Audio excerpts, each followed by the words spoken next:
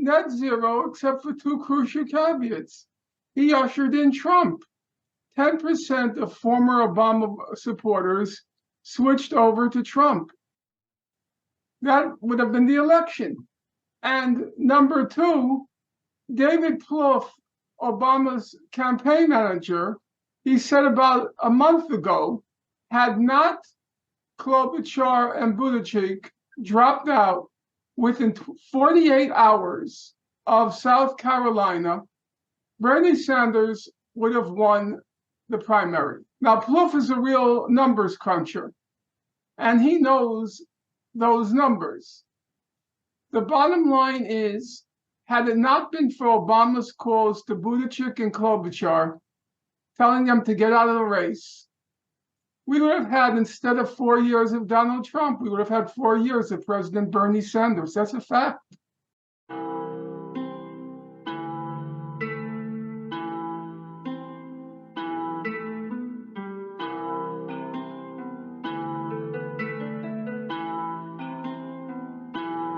Oh my God.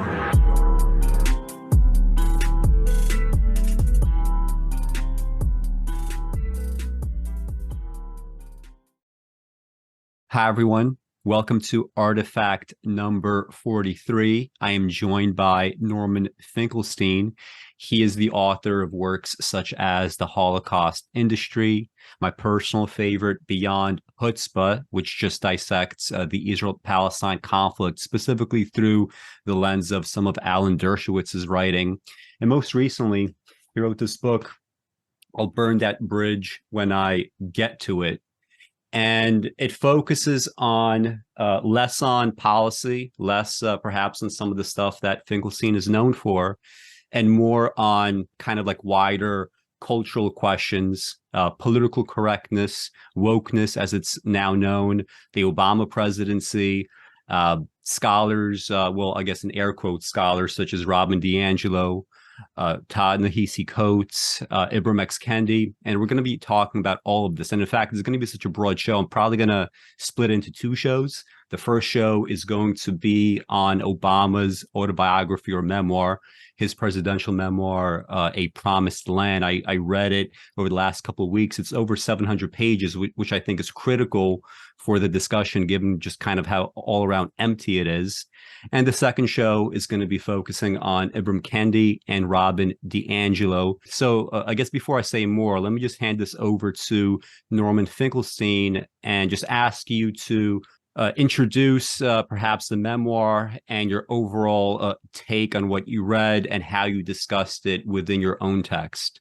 The first thing to be said is I tend to do textual analysis, or what sometimes is called, in my case, forensic analysis, which is to say I look at the text and I try to make sense of it. Does the logic hold? Does the argument hold together? What is the evidence to support this or that claim? Now, in the case of the other works you mentioned, that was a fairly straightforward task. In the case of former President Barack Obama, it was a more challenging task for the following reason. I like to work with a written record. There is no real written record with Barack Obama. So let's take his law school stint and his stint as a lawyer. Remember that Obama was teaching at one of the top law schools in the country, University of Chicago Law School. And he was being groomed for tenure there. But his entire corpus as a legal scholar, as a constitutional scholar, it consisted of one 5-page, what's called note, one 5-page note in Harvard Law Review when he was the editor. So there wasn't much of a record to parse there. Then you come to his quote unquote books. You have Dreams of My Father, which is basically allegedly about himself. And you have The Audacity of Hope, which is basically a campaign pamphlet, an enlarged campaign pamphlet. The main problem with Audacity of Hope, the main problem with Dreams from My Father is, number one, it's hard to know where Obama ends and his editors begin, because as David Garrow points out, the book was sent to numerous publishing houses for publication, and it was constantly turned down. New editors went to work on it, new editors went to work on it, new editors went to work on it. And it's, as I said, hard to know where he ends and his editors begin. In addition, David Garrow says, it cannot be any question, this is his words, it cannot be any question that Dreams from My Father, his purportedly autobiographical account, and now I'm quoting David Garrow, who's Obama's definitive biographer, cannot be any question that Dreams from My Father, and now I'm quoting Garrow, is a work of historical fiction. And he puts a work of historical fiction in italics. It's all made up. I mean, that's the less euphemistic way of putting it. It's a concoction. It has no connection, barely a tenuous one, with reality. And Garrow is at great lengths, goes to great lengths, painstaking lengths, to demonstrate that. So, what's the bottom line? We have no record of Obama as a legal scholar, even though he was cultivated for a tenure-track position of University of Chicago. We have no record of him as a scholar in general, having written some substantive piece of scholarship. And we're left with an enlarged campaign pamphlet, The Audacity of Hope, and a work of historical fiction that pawns itself off as autobiographical, or that is touted as autobiographical. And then that left me with only one thing to judge Obama by the conventional standards we use, namely to look at his memoir. And I devote, I think, I can't remember now, but probably something along 50 pages to analyzing that memoir. And the only thing I could conclude from that memoir is it's outstandingly unmemorable. It's just completely empty.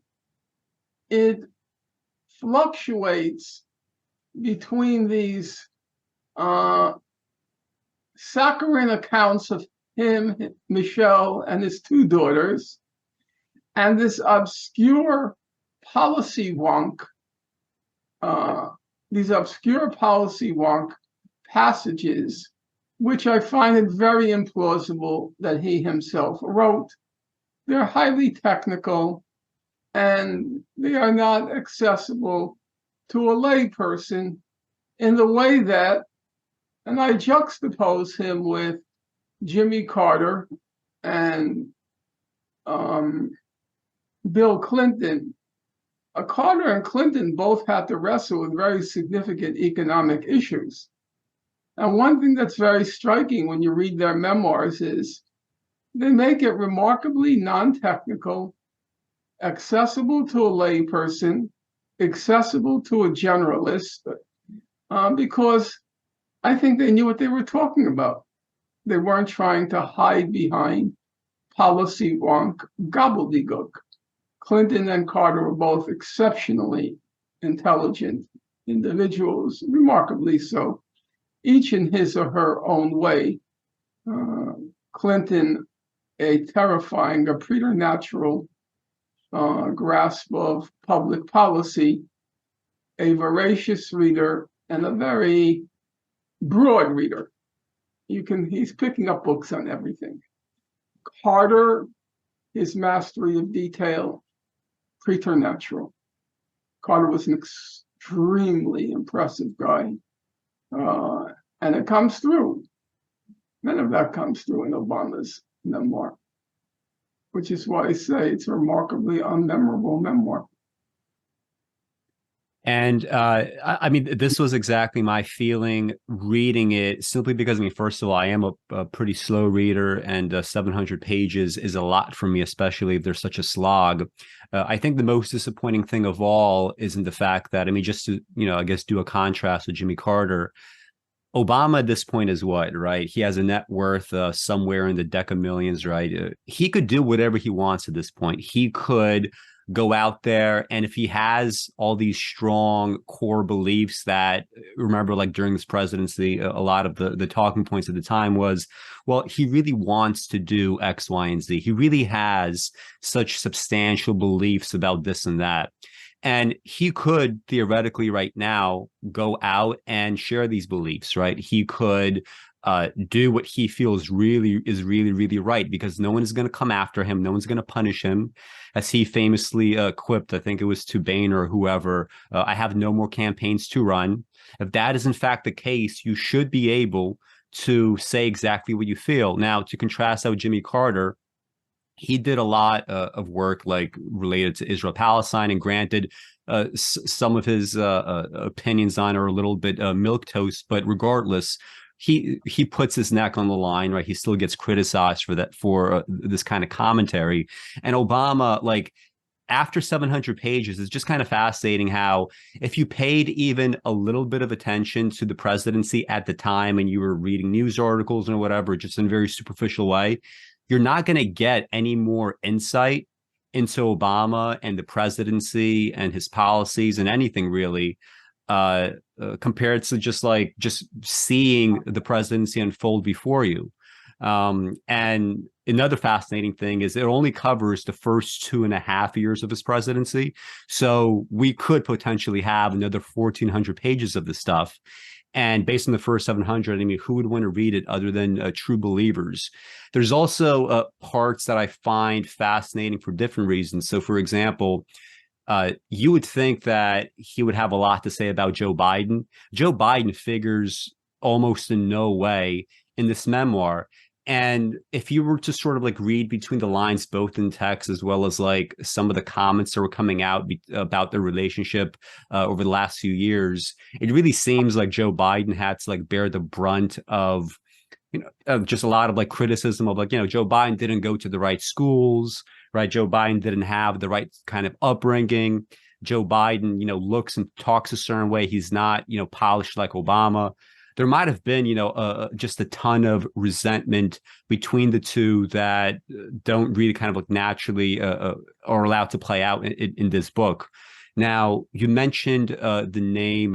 What is the Garrow? So David Garrow is the biographer. I believe his book is like over 1,000 pages on Obama's presidency. I have not read it, but I did read various digests of it. And you don't really mention too much about the personal side of Obama. But Garrow brings up a bunch of details that I found just kind of shocking, partly because, I mean, for instance, there's been this kind of Oprahfication of Michelle Obama, right? She has these books now with these like awful one-word titles such as Becoming.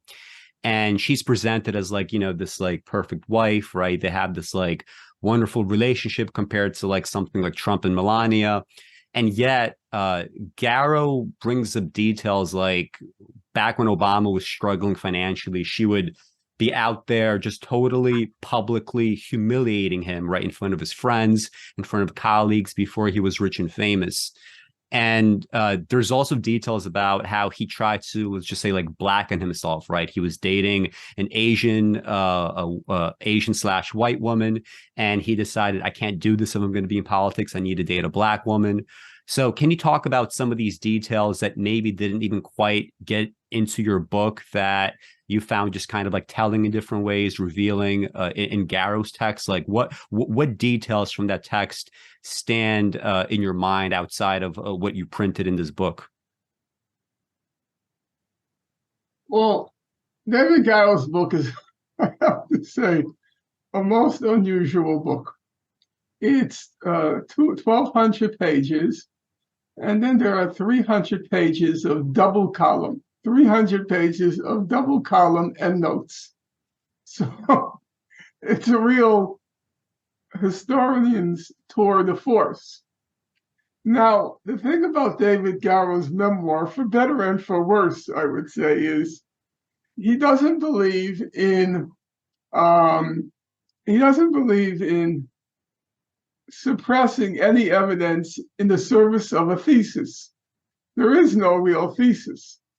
And so he presents, in my day, the way we did research was we had what were called 3x5 index cards. And we went to the libraries, we got the archival sources, and then we copied down information on our 3x5 index cards. Obviously, none of that is done anymore.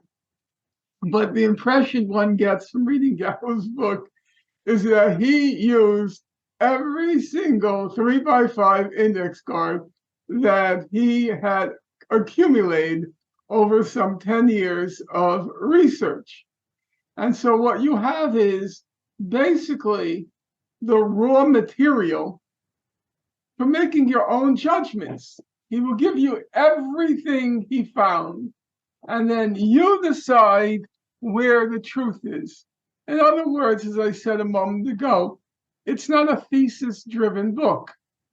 And in fact, the lack of a thesis is revealed in the title of the book. It was such a understated title, Rising Star. It's a nothing title. I actually corresponded with him. I laughed about it with him because I said, you couldn't even find a title for your biography, because when he wrote the standard biography of Martin Luther King. And it's called Bearing the Cross. And it was a very good title. As he himself says, it was the best title he came up with. But he does these 10 years of research on Obama. He couldn't even come up with a title because there's just nothing there. There's no moment, no turning point in his life, nothing. So when you ask me, what did I discover in the book? I would say in Obama's biographer, namely David Garrow, Rising Star. I think the thing I found most telling was that it was perfectly plain by the end of the book that Obama didn't have a political bone in his body. He was a totally unpolitical, maybe you want to say apolitical or unpolitical. He was and remained a totally apolitical creature. He grew up in Hawaii. You can't say his parents were, first of all, his father was pretty much a no-show. His father was African and played a very tiny role in Obama's life in terms of physical presence. His mother was an anthropologist of sorts and spent most of her time in Indonesia. And so he barely had any relationship with her either. He was raised by his grandparents. They were from the Midwest, I think Kansas, but I could be wrong on that. My memory tells me Kansas, but my memory isn't perfect. And his mother was a banker. She started out as, I think, a secretary, then executive secretary. She seemed to have been very competent at what she did. Wasn't that his grandmother, banker? Grandmother. What did I say, mother? I thought you said mother. I don't know, maybe. Could be. his grandmother. I'm saying he was raised by his grandparents, his grandmother and his grandfather on his mother's side. His father was a salesman. They seemed to be the most decent of folks. They loved Barack Obama, or back then he was called Barry. They loved Barry to death, no question about it. They doted on him. They put him in the best private school in Hawaii, Putiyamo, I think it's called. Putiyamo, something like that. I can't remember the pronunciation. It was the elite private school in Hawaii, and he was known for three things at school. He had a triple reputation. Number one, he always had a basketball with an arm's length, so to speak. He had a big smile, and he indulged in what's called in Hawaii choom, CHOOM, which here is called weed. He belonged to a little group called the Choom Boys, and that was his three things. His intellectual attainments, they seem to have approached zero. He had no reputation for any particular smarts. Which he says, by the way. He says so in the memoir. Yes, well, it's hard to hide that fact, I'm afraid. And in his memoir, he does make these claims about having sat in his grandfather's car and read the whole breadth of world literature, which just so ridiculous. He was barely sober. He was high most of the time. But okay, let's leave that aside. His reading of every significant author, well, ensconced in his grandfather's jalopy. He then goes to Occidental College, and he's known there as a GQ Marxist. I thought it was a great description. And then in his end of his second year, he transfers to Columbia University. It's relatively easy to transfer once you're in a school, because what happens is like Columbia loses students who drop out, and then they want to fill the empty spaces. So they dramatically lower the standards to take transfers. Once as he's Columbia, he claims he was involved in the anti-apartheid movement. Nobody had any recollection of that. Garrow interviewed everybody to be interviewed. Nobody had any recollection of him. What was his academic achievement? Well, here's what Garrow discovers. Now remember, this is not so long ago. A lot of the professors are still at Columbia. Not one, let's be clear, not one tenured professor had any recollection of Barack Obama. Not one. Not only in the field where he majored, political science, but outside. No one had any recollection of him. People like Eric Foner were there at Columbia at the time. Barbara Fields was there at the time. No recollection whatsoever of Obama. What were his grades? We don't know, because he won't release the transcripts. So the reasonable inference is he didn't release them because they would have not exactly embellished his record as a world historic genius, as it later came to be said at Harvard Law School. So we have a person with no academic record and no involvement in politics, nothing. And then he becomes he has a job for a year doing this very low level statistician, collecting data. Just statistician is incorrect. He collected data, raw data, for a little economic newsletter. And then he becomes a community organizer. Well, a lot of rich people, they do something in the gap year in order to embellish an otherwise unremarkable resume in order to get into a good school. That's very common. Garrow says or documents, by the end of the first year, Obama has decided community organizing isn't for me, I'm going to law school. And 2.5 years later, a little more than 2.5 years later, he's off to Harvard Law School. And it's basically at Harvard that the Obama myth, the Obama cult, is created.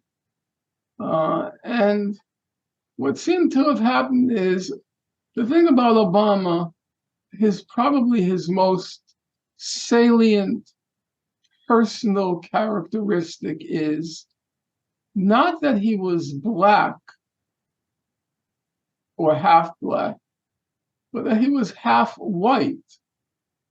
And he knew how to press all the buttons to make white people like him. He knew white people and does know white people, it's not past tense.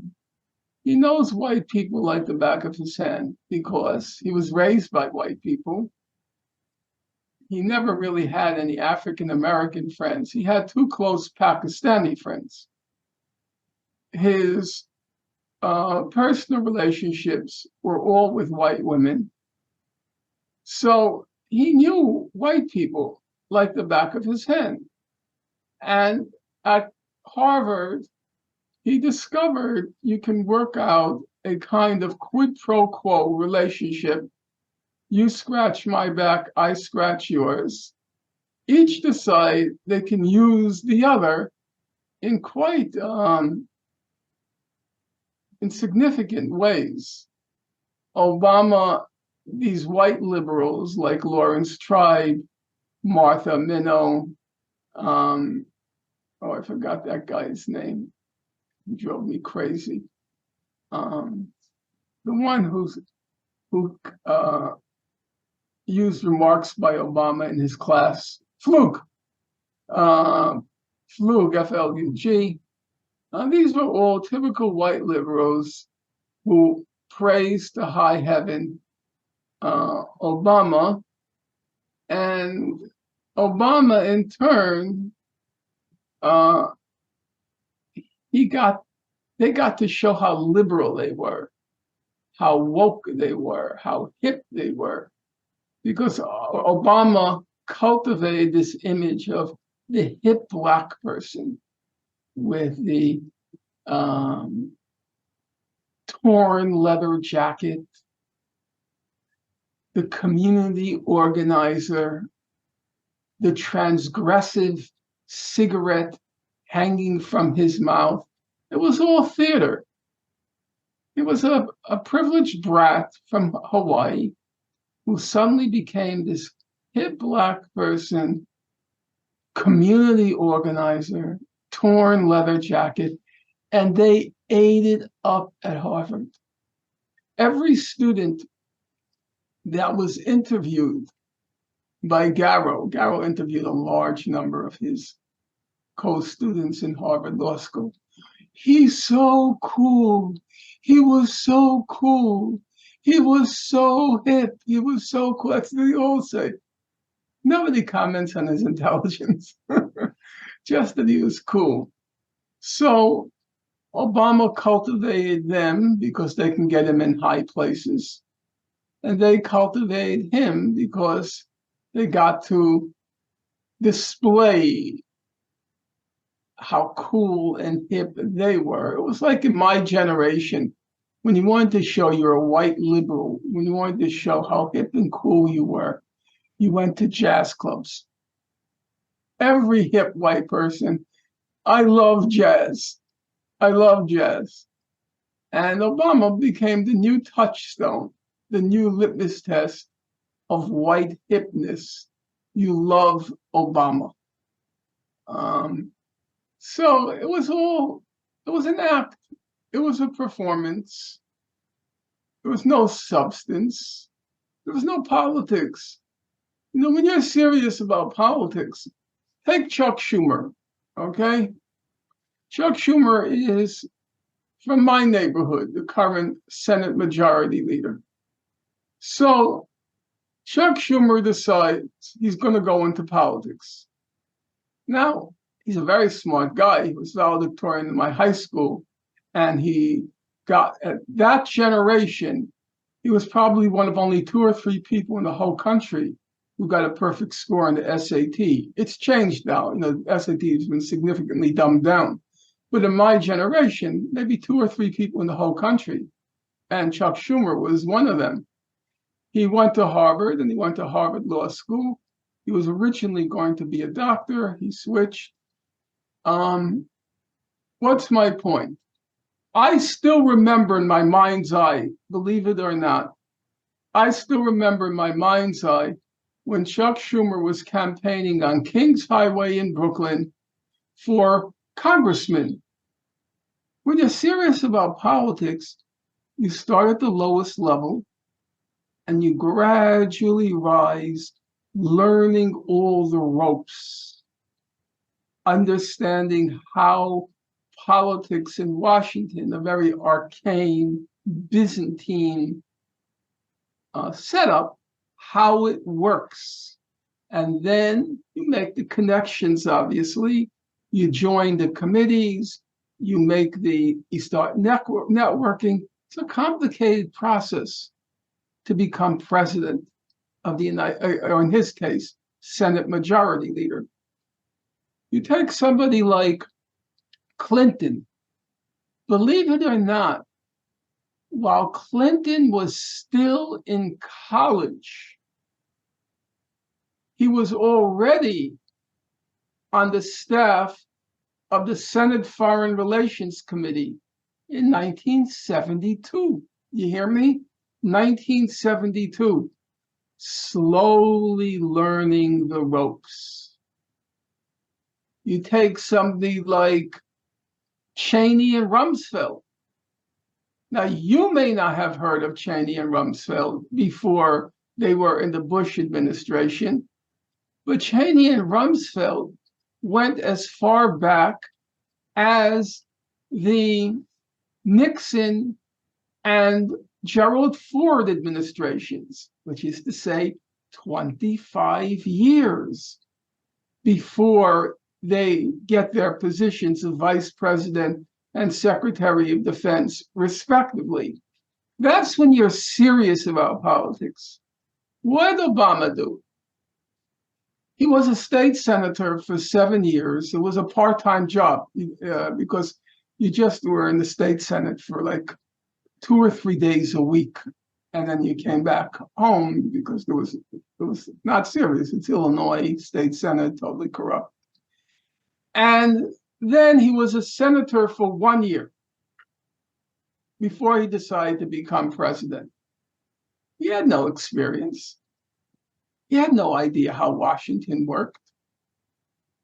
He didn't do the networking, being on committees, learning how Congress works. Very complicated, very complex process. He just figured all he had to do was surround himself with geniuses, in particular Jewish geniuses, people like Larry Summers and of that ilk. And all he had to do was give speeches. All he had to do was give speeches. That was it. No politics at all.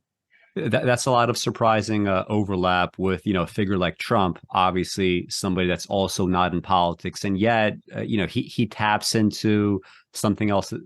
I don't want to say entirely, but the idea is I'm going to give speeches, right? I'm going to sort of like bask in what others might, or a certain subsection of people might perceive to be my charisma And I'll just go with that, right? I mean, Obama was able to do something very similar. And, how you started the interview with just discussing this idea that Obama has no actual record that you could point to. And in my notes for this show, when I sent them to you, I said something like, there's a lot of like unfortunate commentary about conspiracy theories among the masses. And the reason why it's unfortunate is there is, on the one hand, very obvious, like clear cut conspiracy theories that don't have anything to do with reality, right? The idea that Obama is not actually an American. Obama was not born in America. Joe Biden did not technically win the election based on voter count, right? Those are conspiracy theories. They don't have a basis in any kind of fact. But there is something to say for the idea that here's this figure that seemed to come, essentially out of nowhere.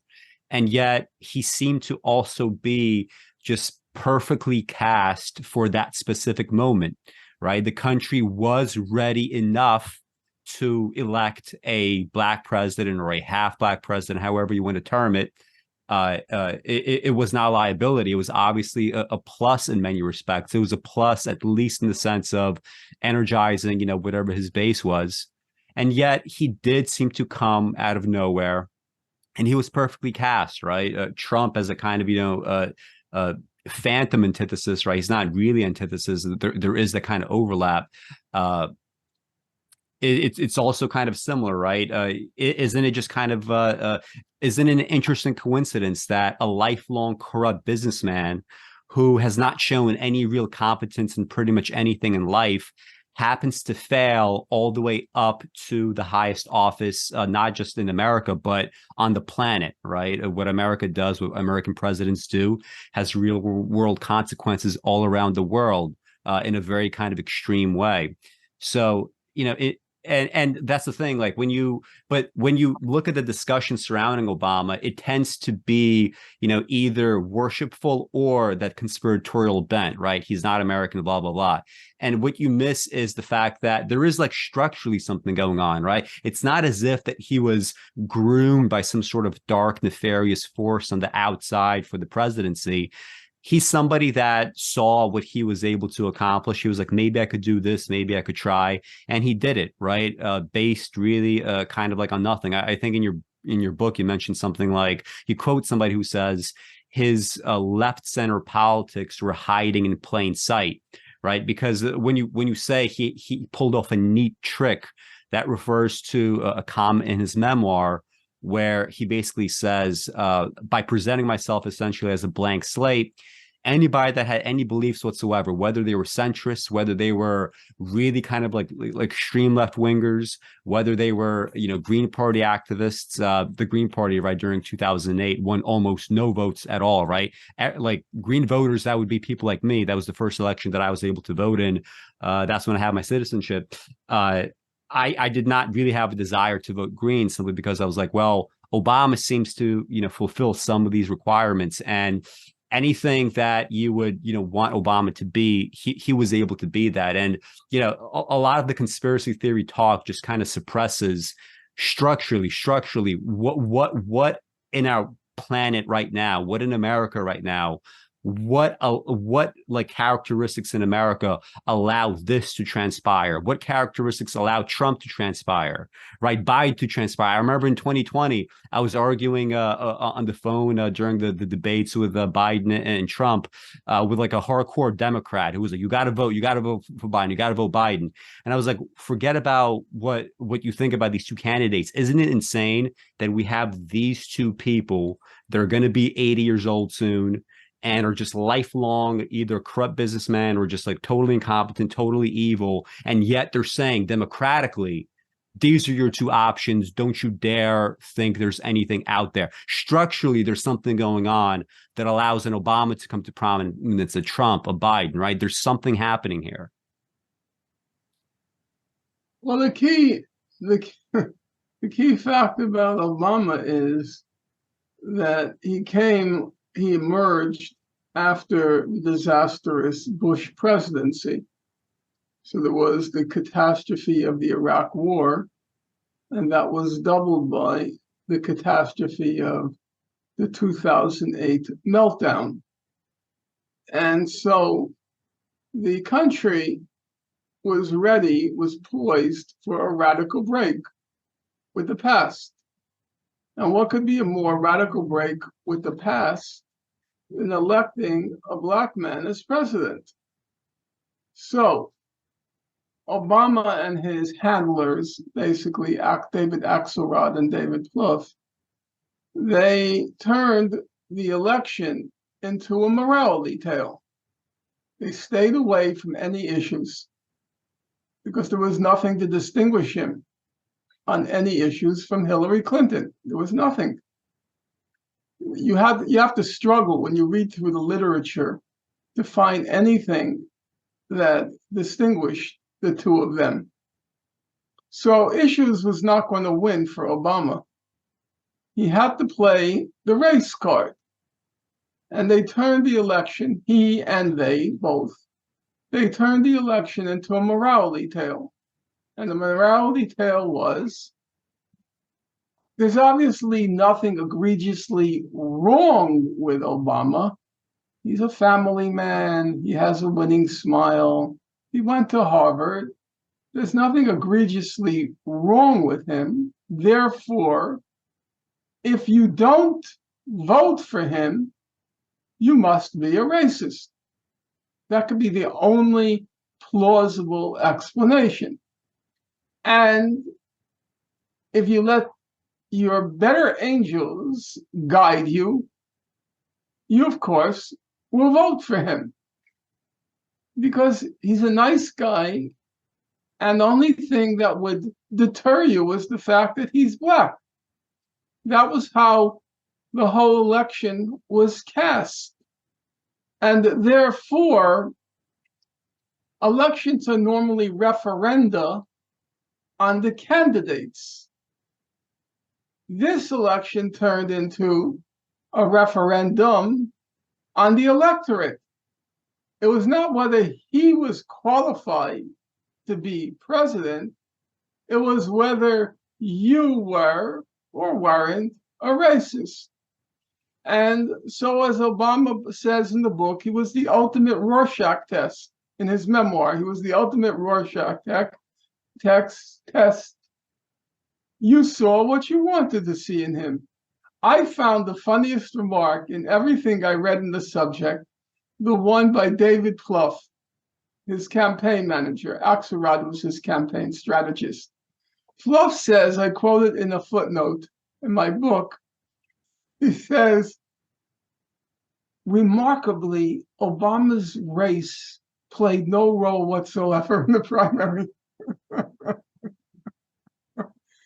It was the only role. There was no platform. There was nothing. He himself says, I was a blank slate. So that's, I think, what accounted for his victory. I'm not sure if I would call it structural. I would call it contingent. It was because of the Bush presidency. And of course, he had a second good fortune in terms of his quote unquote legacy of being sandwiched between Bush and Trump. So that was another stroke of luck for Mr. Obama.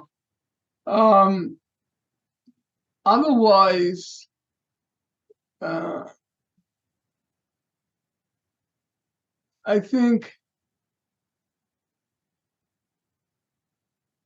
it is no conspiracy to say that, of course, from the day he got started in Chicago, he was surrounded by a lot of very wealthy families, like the Pritzker family. They vetted him. They were careful. You're not going to put somebody in power. You're not going to use your money to put somebody in power who is going to rock the boat. And he was very reassuring that whatever rhetoric that might occasionally go off key in order to get elected, he was their man. And he proved to be their man for his whole time in office. He was, as Cornel West put it, he was the black mascot of Wall Street. Did you have any, like in 2008, did you have any positive feelings about the campaign? Did you think this might be some sort of positive turning point? Were you just totally skeptical from the start? Because I mean, I don't like to claim prescience. No prophet for sure. I make quite a lot of political errors. But I had no expectation whatsoever because I saw who were the people supporting him. Mhm. These were completely establishment figures. And I give them that much credit to people in the establishment. They know how to size somebody up. They do. They're not stupid. They know how to size somebody up. And they were very cautious, confident. And if you had any doubts, all you had to do was look at his cabinet, all of his appointees. They were either holdovers from the Bush administration, like Robert Gates, who was appointed Secretary of Defense, or holdovers from the Clinton administration. It's a very funny thing. I never watched this ghastly program called Pod Bless America. Pod Save America, I think Pod it's Save called. America, Yeah. whatever. And there's this character named John Favreau, or as he was known in the Obama years, Favs, F-A-V-S, the heartthrob. And once he was having a debate with somebody, I can't remember who it was, from the Clinton camp. I watched it once. It was like I don't know how I lit on it, but I ended up watching it. And he says, well, you have to remember, we had Iraq on our side because Obama didn't support the war in Iraq when the vote came, whereas Hillary did. And there are many things to say about that. Why Obama didn't vote for the war in Iraq, but I won't go through the details now. What struck me about that comment was Favreau made it out to be this is the fundamental difference between them. That's why Obama was Obama and Hillary lost the primary. And I thought to myself, yeah, the difference was so fundamental that when he got elected, who did he appoint Secretary of State? Hillary Clinton. The difference couldn't have been that fundamental if he chose her to be his chief foreign diplomat. So if you had any doubts, and I really did, I'm not a prophet. I just knew the type. I lived in Chicago at the time, and people would wear these from the Gold Coast. That's the richest area of Chicago. It's like our Upper East Side. And all of these people were wearing these buttons. I'm voting for Obama, or I love Obama, I, the heart, Obama. I'm thinking to myself, all right, more fake white liberals. And that was his constituency. So I had no illusions. I have very few illusions about people in politics, maybe because I've been disappointed so many times. I had some false hopes about Bernie Sanders, I'll acknowledge. But in general, I entertain very few, I harbor very few illusions, and Obama didn't surprise me. I know the type. I've met a lot of the Obama type in my day. So, and that's why I refuse to play along. People, there are a number of prominent historians who read that chapter in my book on Obama and were not happy with what I had to say. Did they have any substantive critiques that made you change anything, or what exactly were the critiques? Was it just reflexive, emotional kind of response, or what? I said, I don't think he's very smart. So that becomes racist. Wasn't he the editor of Harvard Law Review? Blah, blah, blah, blah, blah. And I look at the record, I see no sign of an intelligence there. So that didn't go over. And then people thought I was too harsh on his terms of office. Actually, I have very little to say about policy because there's already a voluminous literature on the subject. I had nothing of any interest to add to it. I was more interested in Obama, the cultural phenomenon.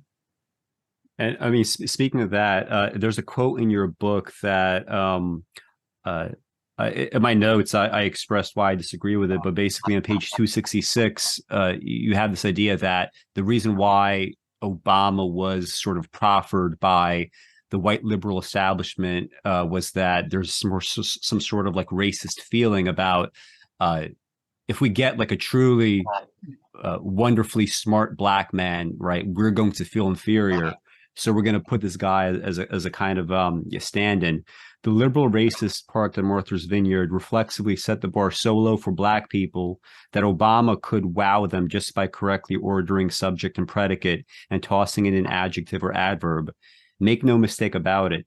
The woke brigade preferred that Obama be mediocre so as to validate their primordial prejudice that even the best among them can barely tread water. Were his truly a refulgent cast of mind, they'd be gasping for air. Just to give you an example. Now, Cornel West, whatever you think about his politics, whatever you think about his candidacy, he's an extremely smart guy. He attended Harvard during the heyday of its philosophy department, when Quine was teaching there, when Rawls was teaching there, what's his name? The guy who wrote Anarchy and Utopia. Oh, God. Nozick? Yeah, Nozick was there.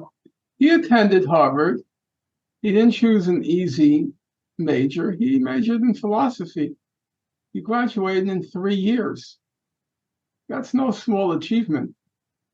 And then he went to the top graduate school in philosophy in the country at the time, at Princeton. And when you hear him speak, his range is very impressive. And, we have an expression in English, a person's range being a mile wide and an inch deep. Cornel is not an inch deep. On the very few topics that he speaks on that I know, he knows the details.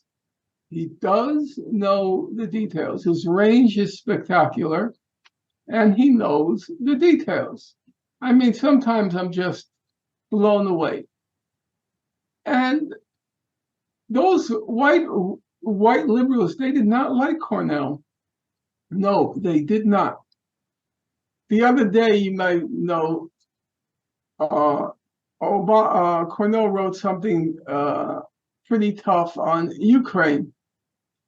And Keith Olbermann is his name, the fellow from. Mm-hmm. You know what he wrote? It was very revealing to me. You may laugh, but I don't laugh. He wrote in a tweet, I don't even know what tweets are. I'm very far behind, but that's what's called. They're called X's now. Oh, are they? Well, Musk rebranded Twitter to something called X, but I don't know if it's actually going to happen. It sounds kind of stupid. He wrote, this is what Keith, who's a paradigmatic liberal, an MSNBC type liberal. He wrote, quote, "Fuck off." That was really insightful to me. Revealing to me, not insightful, revealing to me. Say what you want about Cornel West. He doesn't have a bad word to say about anybody. He can go on with Sean Hannity, Laura Ingraham, which is the past few weeks. What's his name? Anderson Cooper. Oh, my brother, we had so many wonderful times together. Oh, my sister, I still remember that wonderful time. He's just a very gregarious, nice guy. Now, I'll admit I'm not, and I'm not particularly generous in my praise, which Cornel always is, Dr. West always is. And uh, Cornel West is the top African-American intellectual in the country. He's, had he been more serious in his intellectual endeavors, it's a choice he made in life. He certainly could have, I won't say would have, but certainly he could have ranked right up there with Dr. Du Bois. And it was striking to me the vulgarity of this woke liberal, Keith Olbermann, so woke, the type that's so woke they put you to sleep.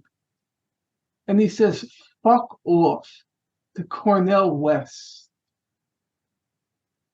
That's the visceral hatred for somebody who's not only your equal, but guess what? You're better. You're better. They can't deal with that. Cornel is smarter than them. I don't really share your view of Cornel West for different.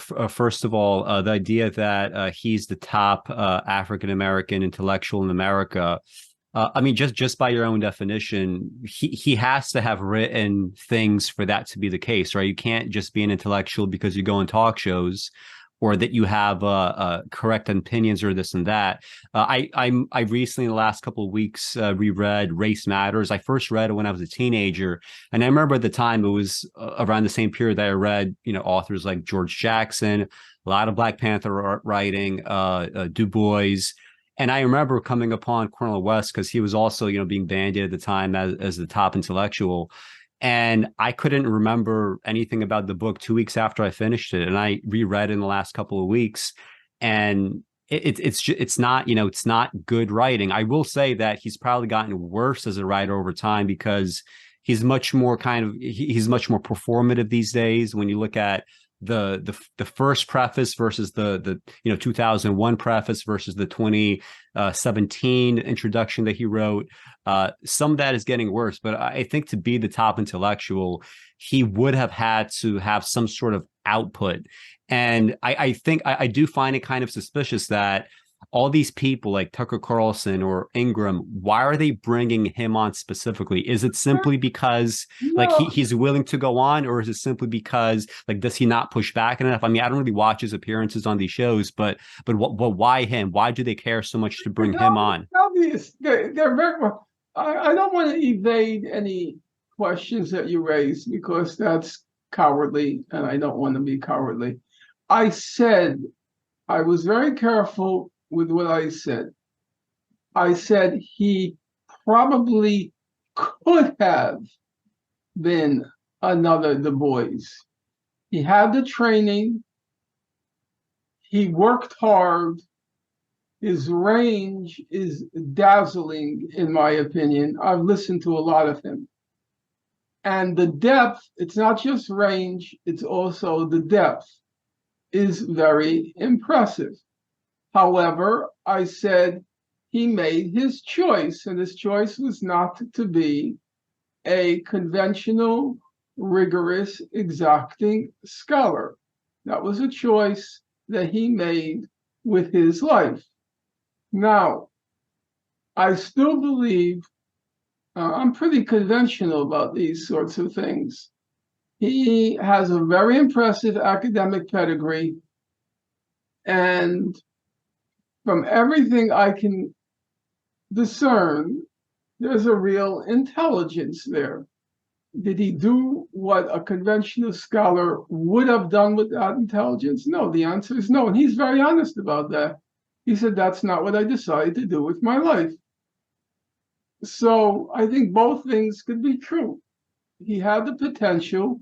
He chose a different path in life, which I personally regret, but it's his life, not my life. But we'll leave that aside for the moment. Do you think Keith Olbermann, who you probably know a lot better than me because I don't follow these freaks, Uh, I'm just remember him from like the 2017, Trump resistance stuff. And he was horrible then. I'm sure he's still horrible now. you think he would have wrote "fuck you" to Barack Obama? Of course not. Of course not. They love Obama because he's so mediocre, and they feel very uncomfortable about Cornel because he can match wits with them. I do agree that if Cornel West would, I don't know, debate Oberman on Ukraine or Israel Palestine, he would win that debate. I actually do think he does well in those kinds of formats. Also, I mean, even in Race Matters, just to put that into perspective, it was a book from 1993, and I was pretty surprised to read all his commentary there. I mean, it wasn't extensive, but he does talk about Palestine. He specifically mentions, instead of Israel, he uses the word Palestine. And these are things that, especially back then when, AIPAC was at the peak of its powers, he could have gotten into serious trouble. I don't even think was he a tenured professor back then? He might not have been. So the fact is, like, he has taken positions throughout his life that are not positions that Obama would have ever taken. And I mean, I have plenty of misgivings about Cornel West, among other things too. But as it stands, like, if he does run in the Green Party in 2024, I'm almost certain to vote for him over the alternatives. Partly because, I mean, I think he could rally a significant enough percentage of the Democratic vote where, maybe Democrats will have to do something with the Green Party platform, or it's just going to be yet another crack in the Democratic Party system, right? Long term, I just want to see the dissolution of all of that before us. So, from that kind of practical standpoint, I would. But at the same time, if you were to ask me, do I think that Cornel West has exactly the kind of judgment that I would want from somebody as president? Maybe not. But then again, Jill Stein is also somebody whose judgment I don't trust, but I did vote for her. Howie Hawkins is somebody whose judgment that I don't really trust, but I did vote for him in 2020. So I have to apply a similar standard across the board in that regard. Yeah, I don't want, as I said, one can have an opinion about Cornell's politics or his candidacy. I don't think his current presidential run. I don't think one can seriously dispute his intelligence. And as I said, it's been very striking to me the kind of vulgarity that's being dished out at him. If you said those things to me, I'd say, okay, fuck you too. Mm-hmm. That's not Cornel. Cornell's not the kind of guy who goes for the jugular. And there was such vitriol and anger, fuck off, as if, who do you think you are, you nigger, talking about Ukraine? Not even a little bit too uppity. This is for white liberals. This is our bailiwick, So, Yeah. Well, let's not get too off the track because this is about Obama. This is about Obama, and that's very much to the point of Obama. Obama was totally non-threatening. They knew he would play ball. They knew he had no political bone in his body. They knew that he would have to defer to them to make sense of policy proposals because he had no independent judgment of his own. No, it's true. Certainly nobody has complete mastery of all the areas, domains where a president has to make a decision. Of course, you delegate power. Of course, you rely on authority. But what's most striking when it comes to previous presidents or vice presidents, because Bush obviously didn't know what he was doing, but Cheney did. Cheney most certainly did, as did Rumsfeld. They had a very clear agenda. And same thing with Clinton and Carter. They came in with very clear agendas. Carter knew what he wanted to do domestically. It was very reactionary. Actually, it was Carter, not Clinton, who began the whole shift of the Democratic Party to the right on domestic economic matters. Carter comes in, top of his agenda is Israel-Palestine. Have to solve that issue because it's undermining US interests around the world. That's a Palestine, excuse me, Israel, Egypt. It wasn't Palestine, Israel, Egypt. He had a very clear agenda. Clinton, there was the crime bill, there was the quote unquote welfare reform bill.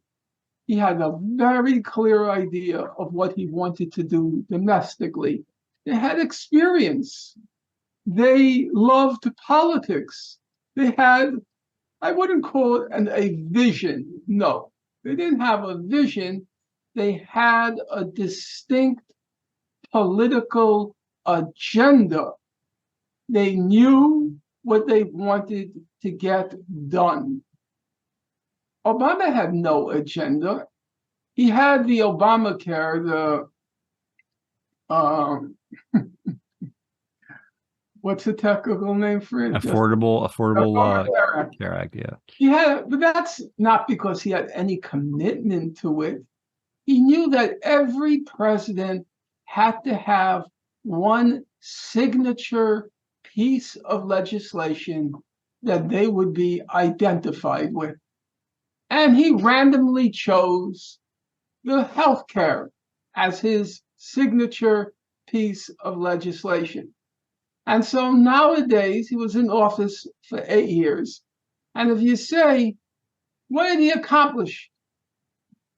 11 out of every 10 people will say, what about Obamacare? What about, because that's the only thing he did.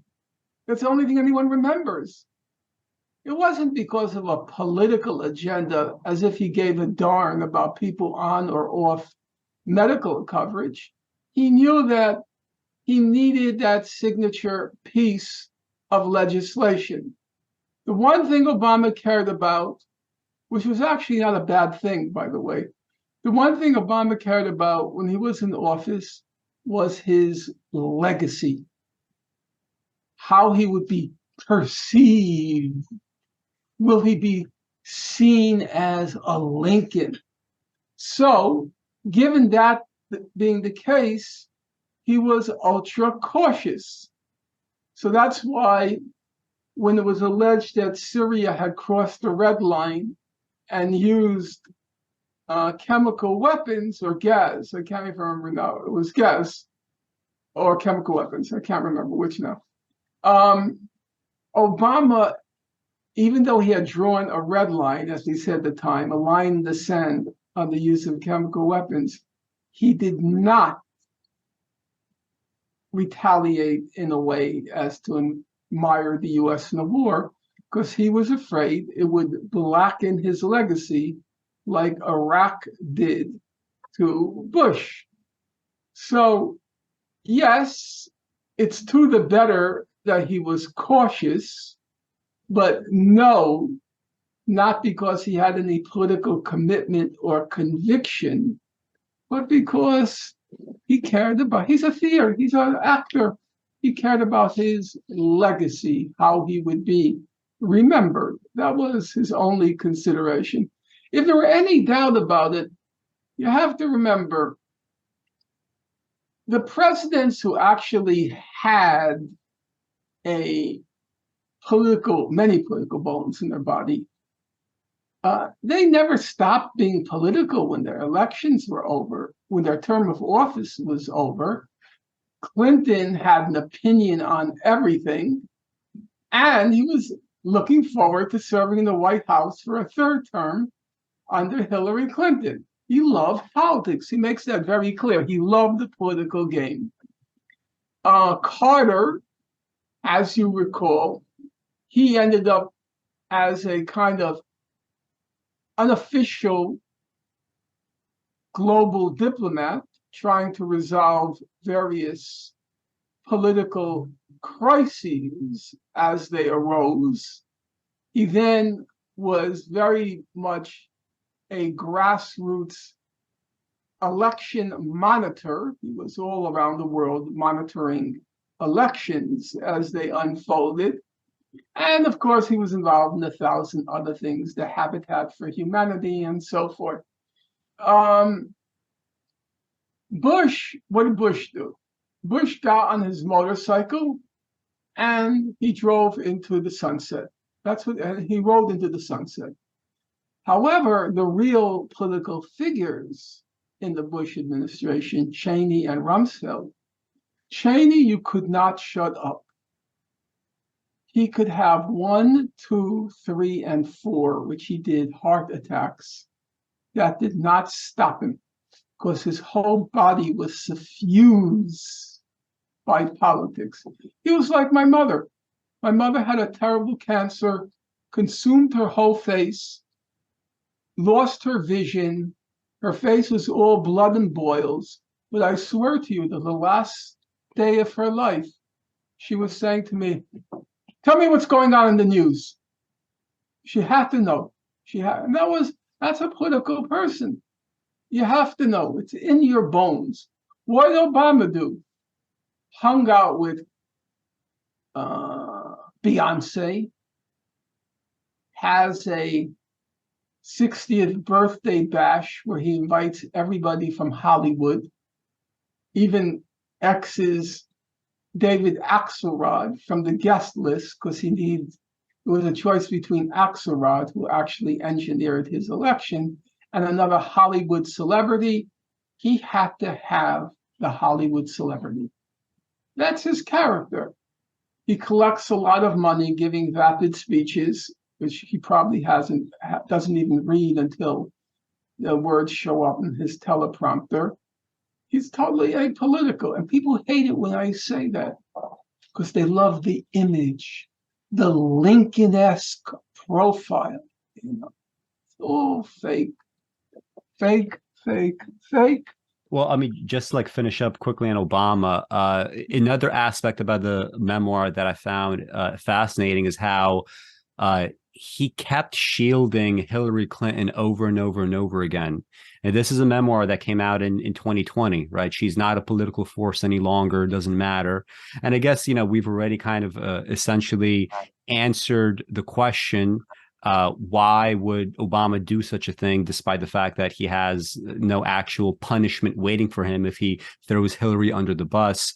It's the love of celebrity, right? He calls out, for instance, various pundits in 2007, 2008, kind of hinting at the idea that, hey, what if Obama gets assassinated? But he totally does not mention the fact that Clinton literally made the same exact comments in reference to RFK, right? She was like, well, we know what happened there, right? So that's why I'm still going to be in the race. But he also just doesn't say anything about her role in Libya.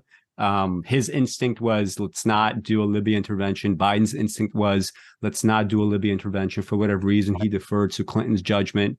And he takes, well, it's interesting because he takes the blame for it, but at the same time, can you really call blame? Because it's not as if Democrats or anybody's even talking about the event, right? To the extent that Libya ever gets mentioned, it's like some, Benghazi stuff or other nonsense, right? They're not talking about the actual issue. It was just 2 lines in the book. Yeah. In 700 pages. It was 2 sentences, Libya. He looks after Clinton because the same reason that the Clintons went to Trump's wedding. That's elites. There's the politics, which is sort of like the artifice. And then we're all in the same club. We all go to Martha's Vineyard. We go to each other's weddings. We all hang out together. And then there is the politics, the theater, the shadow boxing. So at the bottom, he wants to believe, and to some extent, he wants to believe he's part of that elite club, the Gates, the Bezos, the Martha's Vineyard. It's no accident that Obama chose his houses. One house is next door to Jeff Bezos in Washington. And the other house, he has 3 homes, but the second home is in Martha's Vineyard. And same thing with Valerie Jarrett, his protector. In her memoir, Jarrett was she's ostensibly Black, though she's whiter than my shirt I'm wearing right now. In her memoir, she says at least 6 times how much she just loves to vacation at Martha's Vineyard. They all want to be part of that club, that very exclusive club. And Obama recognizes Hillary's in that club, Bill's in that club. So you don't alienate them. You don't make that mistake. Trump was in that club. That's why they all showed up for his wedding. But for various reasons, he has been excluded, and his lawyer, Alan Dershowitz, have been excluded from that club. Exactly why? It's an interesting political, sociological question. Basically because Trump has made a reputation of being, it's completely, it's bizarrely ironic, as being a non-insider, of being an outsider. And that's why he gets all of this support. Because for the insiders, everybody in Trump's camp fits into the basket of deplorables, the people who are outside the bounds of respectability. And consequently, Trump, in order to play on that, of being outsider, had to join the basket of deplorables, even though he's obviously not. It's not a new Trump. Look, I remember the Trump who, in New York, when there was the Central Park jogger case, I don't know if you know much about that. Mm-hmm.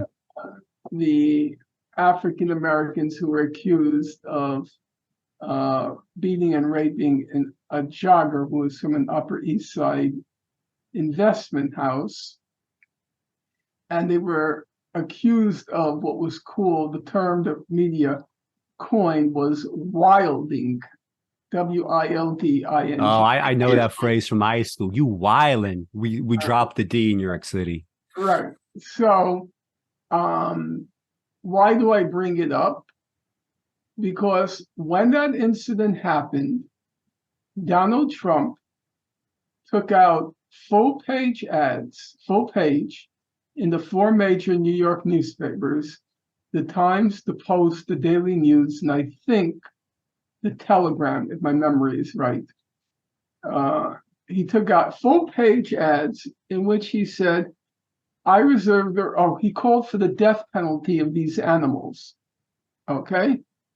And even at that time, it was a quite outrageous thing to do. That didn't deter people like the Clintons from attending his wedding.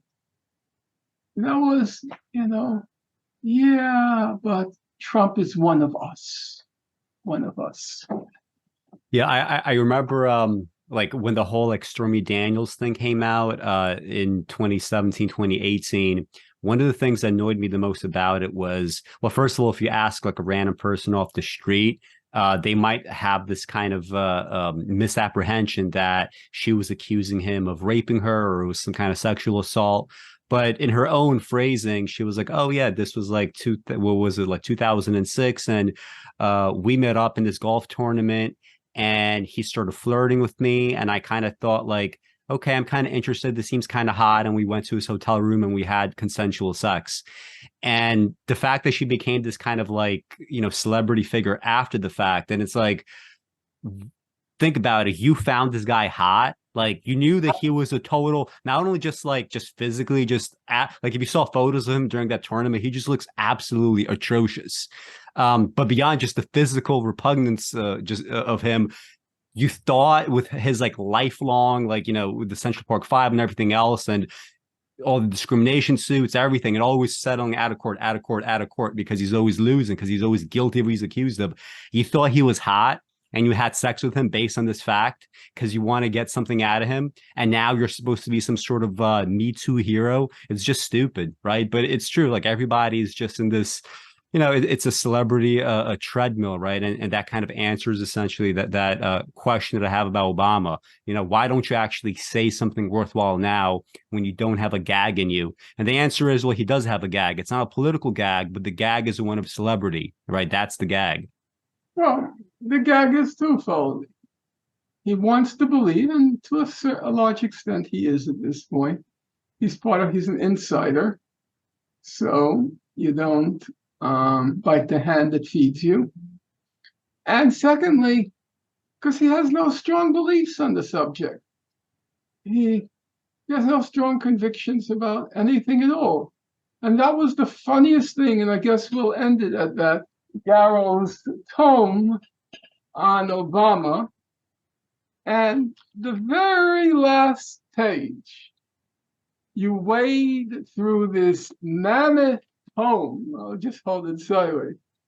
The very last page, and he writes in that last page, while Obama, Obama's self-creation had produced an ironclad will. However, the vessel was hollow at its core. I have to tell you, it was the most extraordinary statement I had ever read in a book of this size. Usually they say of biographers that in order to successfully write a biography, you have to, at some level, love the character. There has to be some feeling for the character. And here, Garrow spent 10 years researching the book, and he not only doesn't love the character, he doesn't even hate the character. He doesn't loathe the character. I've read many biographies of Hitler, and it's very hard for the biographer to both write the biography and hate the person. It seems to just doesn't work from a literary point of view. But this was something even more astonishing. He spent 10 years on every possible detail of Obama's life, however tangential, however far removed. And what does he conclude? The vessel was hollow at its core. There was nothing there. I called it my book, calling that statement, I said it's the Guinness Book of World Records for wild goose chases. He spent 10 years tracking down every possible lead on Obama, only to discover there's nothing there. And so I would just caveat what you have to say, and I have to say. Yes, part of it is just we're all part of the same inner circle. We're part of the elite. So we can't air dirty laundry in public. We don't bite the hand that feeds us. Whatever cliche you want to use. But I think there's an even more overarching fact. He just doesn't care. Do you hear George Bush expatiating on domestic or foreign policy anymore? No, he just paints portraits. That's it. Has no interest. Ronald Reagan, when office was over, I remember Chomsky's, Professor Chomsky's comment about him. He said, quote, "They set Reagan out to pasture." I mean, he couldn't say anything. Didn't he really have like late dementia at that point? Even if he wanted to say even something. when he was completely lucid, he was just reading from a teleprompter. As Mhm. Gorbachev said, never underestimate Reagan's acting ability. He was a very good actor. Gorbachev called him the acting president. But the same thing with Reagan, the same thing with Bush Jr., and the same thing with Obama. They don't have a political bone in their body. The vessel is hollow at its core. There's nothing there. The book is I'll Burn That Bridge When I Get to It. I believe, Norman, you said that you did 50 or so pages on Obama. Actually, I think it's closer to about 120. Oh, no, the whole chapter is about 150. I meant on the memoir. Yeah. I think I wrote. Oh, yeah. Yeah, there's a lot of other material there. For instance, just in the Obama chapter, there's a lot of like side information on some of his people in the close circle, such as Reggie Love. You have your own dedicated section to, I guess we could also call it the legacy of Samantha Power.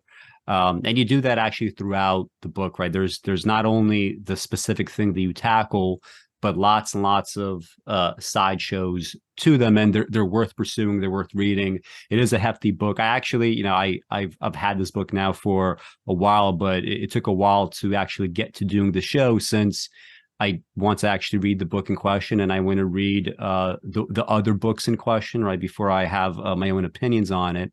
So for viewers, after the show is up, we're gonna soon after this put up our show on Ibram X. Kendi and Robin DiAngelo. And in the meantime, if you guys are new to the channel, you could check out a video essay that I did on Robin DiAngelo's white fragility. It's called White Guilt, White Fragility on this channel. So thank you, Norman, for doing this show. Thank you for the viewers for sticking it out almost 2 hours here. And we'll see you again soon.